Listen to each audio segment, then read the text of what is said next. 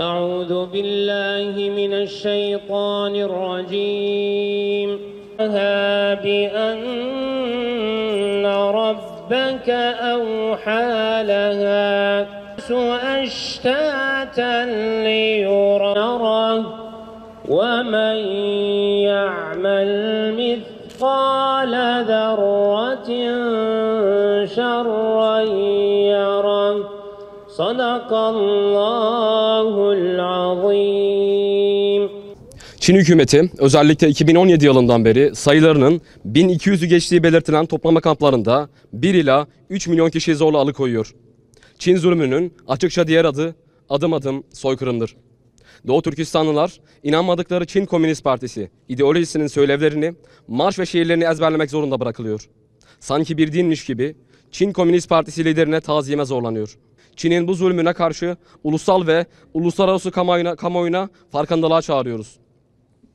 Doğu Türkistan bir etnik gruba karşı girişilmiş en yaygın ve sistematik baskı rejimlerinden birine sahne olmakta. 2016 yılından bu yana 1 ila 3 milyon Uygur toplama kamplarıyla hürriyetlerinden yoksun bırakıldı. İşçi kölelere dönüştürüldü ve kısırlaştırma programlarının hedefi oldu. Uygurlar bugün en temel insani hakları ellerinden alınmış bir halk olarak kitlesel bir cezalandırmayla karşı karşıya bulunmaktadır. Uygur bölgesinde Uygurca tüm eğitim kurumlarından kaldırılmış, din eğitimi ve öğretimi yasaklanmış, Kur'an-ı Kerim dahil dini kitapları bulundurmak ve okumak, ibadet etmek, sakal bırakmak, başörtü, uzun etek gibi dini kisveler kullanmak yasaklanmıştır. Şimdi bir de bu zulümlere Çin hükümetinin irrasyonel, sıfır Covid nedeniyle eve kapatılma zorunluluğu eklendi. Evlerin kapıları kaynak makineleriyle kapatılmakta, insanlar en temel ihtiyaçlarını gidermek için dahi dışarı çıkmalarına müsaade edilmemektedir.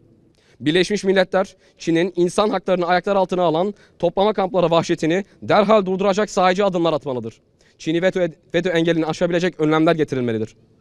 Toplama kampları utancından kurtuluncaya kadar tüm ülkeler Çin ile siyasi, ticari ve askeri bağlarını koparmalıdır.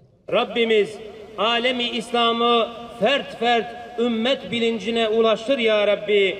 Bizleri affet ya Rabbi.